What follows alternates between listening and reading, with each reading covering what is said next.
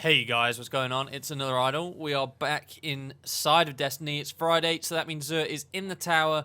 It's the first week after the 2.0 patch. Unfortunately, he's not got any Taken King weapons, but he's got some new stuff with the newer stat rolls. Everybody's getting a good look at what he's got right now. So let's take a look.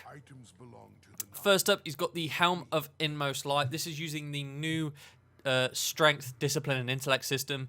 From what we can see, this isn't actually a bad roll. Maxing out at 34 is pretty much the max. I think the max going into helmets is going to be 36. And then next week it's going to change when the new Taken King exotics come out.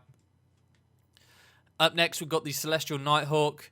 Great helmet, but this is a pretty bad roll from what we know so far.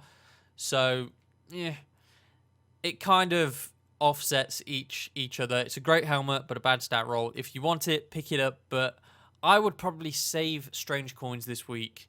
Apotheosis Veil is up next. Great Warlock helmet. Pretty decent roll, maxing out at 32 discipline. It's incredibly useful for pretty much most situations.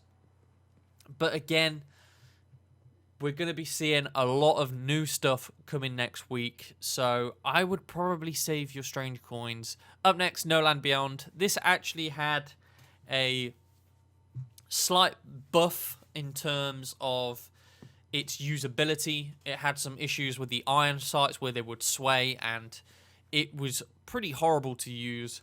So if you don't have it, pick it up, but I mean, this is one of those weapons that you're either very good at using or you need a lot of practice to be very good at using it. It is purely a PvP weapon, and it is hard to use.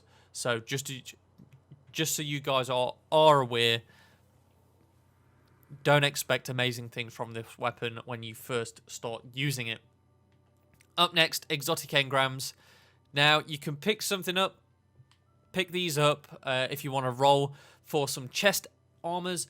But, yet again, I'd probably save your Motes of Light this week because you're not going to be able to take any exotic engrams and decrypt them next week when the Taken King drops to get Taken King armor early. That is not going to happen. When you pick these up, these are rolled at pre-Taken King exotics only. So you will only get year 1 exotics from this engram. Going into year 2 next week, these exotic engrams will probably have, well, they will have Taken King exotics in them, but if you pick these engrams up now and you try to decrypt them next week, you will not get Taken King exotics from them.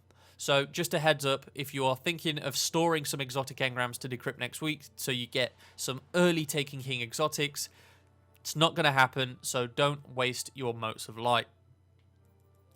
You'll notice that telemetries have disappeared. That's because telemetries are now primary, secondary, and heavy telemetries. You'll have some weapon-based telemetries left over. These have not been converted in your inventory.